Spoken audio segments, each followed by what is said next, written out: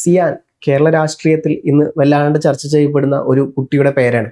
നമുക്കറിയാം SSF എന്ന് പറയുന്ന ഒരു സംഘടന അവരുടെ പത്രമായ റിസാലയിൽ, അവരുടെ മാഗസിനായ റിസാലയിൽ ഇത്തരത്തിൽ കൃത്യമായി എഴുതുന്നു. മാതാപിതാക്കൾ സിയാനെ വിൽക്കാൻ വെക്കരുത് എന്നുള്ളതും പക്വതയിൽ, അതിൽ പ്രായത്തിൽ കവിഞ്ഞ പക്വതയിലുള്ള കാര്യങ്ങളാണ് വിദ്യാർത്ഥി പറയുന്നത് എന്നുള്ള തരത്തിലെല്ലാം പലതരത്തിലുള്ള ആക്ഷേപങ്ങളും വരുന്നുണ്ട്.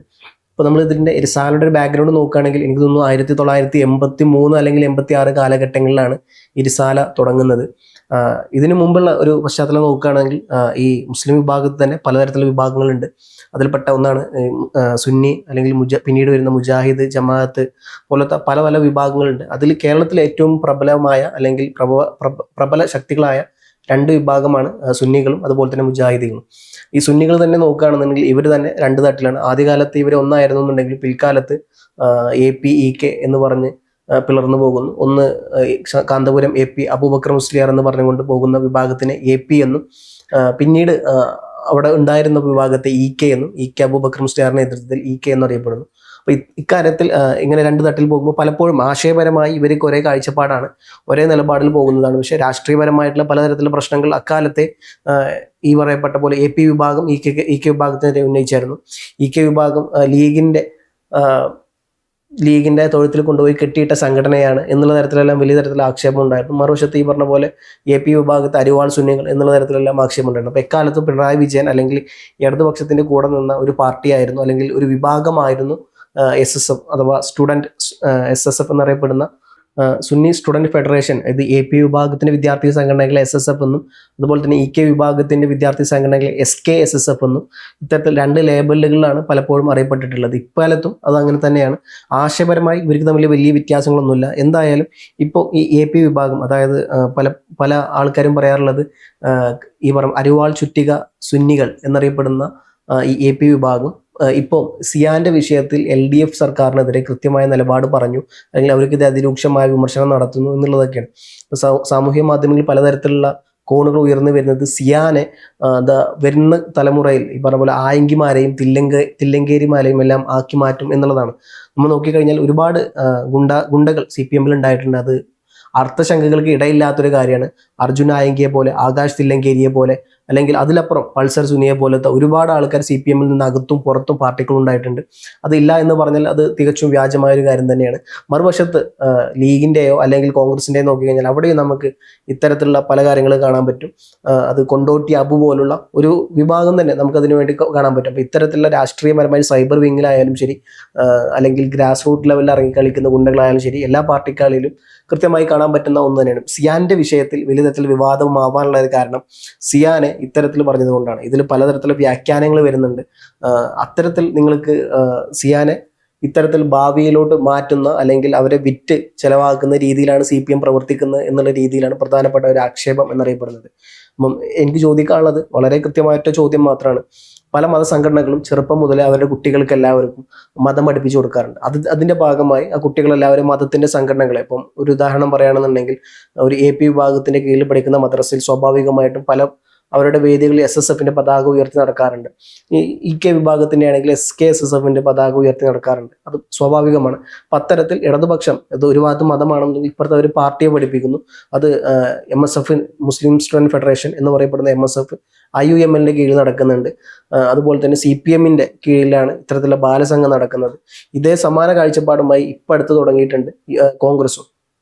വിദ്യാർത്ഥികൾക്കിടയിൽ ചെറുപ്പം മുതലേ രാഷ്ട്രീയ ആശയങ്ങൾ കുട്ടികൾക്ക് കൃത്യമായി മനസ്സിലാക്കി കൊടുക്കുക. എന്താണ് ഇടതുപക്ഷമെന്നും എന്താണ് ഒരു രാഷ്ട്രീയക്കാരൻ അല്ലെങ്കിൽ ഒരു സമൂഹത്തിൽ എന്താണ് ഒരു രാഷ്ട്രീയ പ്രവർത്തകൻ ചെയ്യേണ്ടത് എന്നുള്ള തരത്തിലെല്ലാം കാര്യങ്ങൾ വെച്ചു കൊടുക്കുന്നു. മറുവശത്ത് മദ്രസയിൽ പലതരത്തിലുള്ള കാര്യങ്ങൾ പഠിപ്പിച്ചു കൊടുക്കുന്നു. നമുക്കറിയാം, ഞായറാഴ്ച സമയങ്ങളിൽ ഈ പറഞ്ഞ പോലെ ക്രിസ്ത്യൻ പള്ളികളിൽ കൃത്യമായിട്ട് കുട്ടികൾക്ക് അവരവരുടെ കാര്യങ്ങൾ പറഞ്ഞു കൊടുക്കാറുണ്ട്.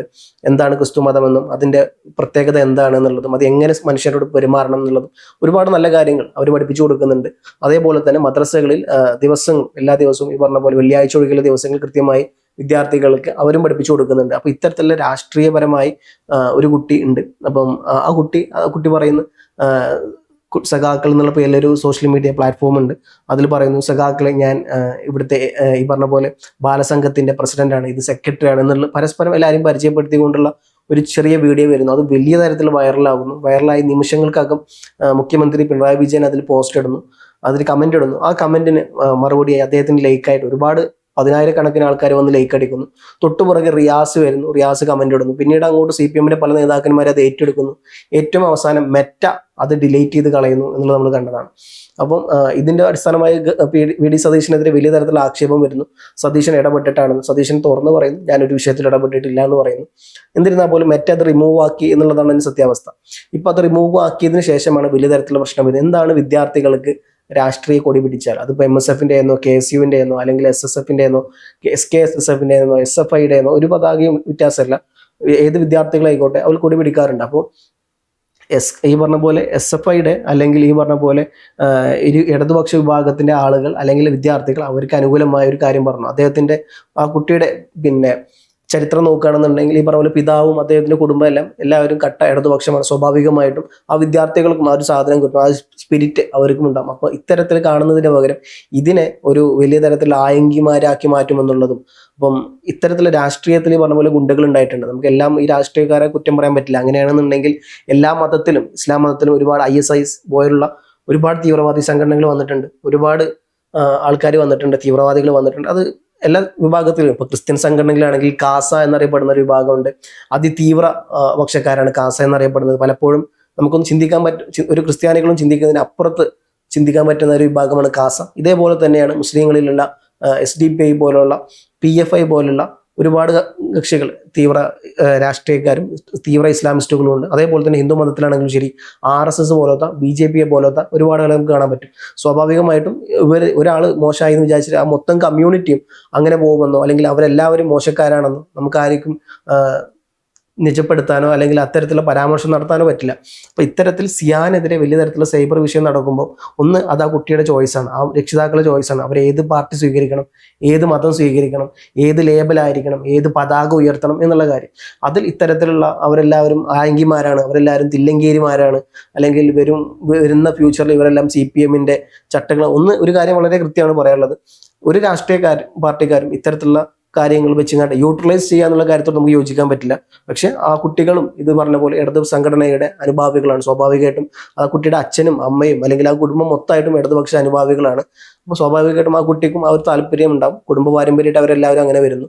അപ്പോൾ അത്തരത്തിൽ ആ കുട്ടിയും ഇടതുപക്ഷത്തിന് അനുഭാവിയായി മാറുന്നു. അതിനെ ഈ പറഞ്ഞ പോലെ ആയെങ്കിന്നോ തില്ലെങ്കിന്നൊക്കെ വിളിക്കുന്നതിന് ലേബലിനോട് നമുക്ക് ഒരിക്കലും യോജിക്കാൻ പറ്റില്ല. മറുവശത്ത് എടുത്തു കഴിഞ്ഞാലും ഇത്തരത്തിലുള്ള പല കുട്ടികളും ഉണ്ട്. അവർ കോൺഗ്രസിന്റെ ഒരുപാട് കുട്ടികളുണ്ട്. ഉമ്മൻചാണ്ടി മരിക്കുന്ന സമയത്ത് നമ്മൾ ഒരുപാട് ചെറിയ ചെറിയ കുട്ടികൾ വരെ അവിടെ വന്നിരുന്നായിരുന്നു. എല്ലാവർക്കും പറയാൻ പറ്റും കോൺഗ്രസിൽ ഒരുപാട് ഗുണ്ടകളുണ്ട്. അപ്പോൾ ഇവരെല്ലാവരും വരാൻ പോകുന്ന കോൺഗ്രസിന്റെ ഗുണ്ടകളാണെന്ന് ഒരിക്കലും നമുക്കൊരു പറയാൻ പറ്റാത്ത കാര്യങ്ങളാണ്. ഇത്തരത്തിൽ സിയാനെതിരെ നടത്തുന്ന ഈ സൈബർ ആക്രമണം ഒരു കാരണവശാലും അംഗീകരിക്കപ്പെടാൻ പറ്റില്ല. എല്ലാവരെയും മനുഷ്യനായി കാണാൻ പറ്റുക, എല്ലാ പാർട്ടിക്കാരെയും അതേ പാർട്ടിയുടെ സ്വത്ത് വെച്ചുകൊണ്ട് അവരുടെ മൂല്യങ്ങൾ എന്താണോ അത് അതേപോലെ കാണാൻ പറ്റുക. ഓരോ പാർട്ടിക്കും വ്യത്യസ്ത ഐഡിയോളജിയും പേഴ്സ്പെക്റ്റീവും തോട്ട്സും എല്ലാം ഉണ്ടാവും. അപ്പം അത് ആ രീതിയിൽ കാണാൻ പറ്റുക എന്നുള്ളതാണ് നമുക്ക് ചെയ്യാൻ പറ്റുന്ന ഏറ്റവും വലിയ കാര്യം. അല്ലാണ്ട് കാണുന്നതിനെയും എല്ലാത്തിനെയും അന്ധമായി എതിർക്കുക എന്നുള്ള സാധനം ഒരിക്കലും യോജിക്കാൻ പറ്റാത്ത ഒരു കാര്യം തന്നെയാണ്.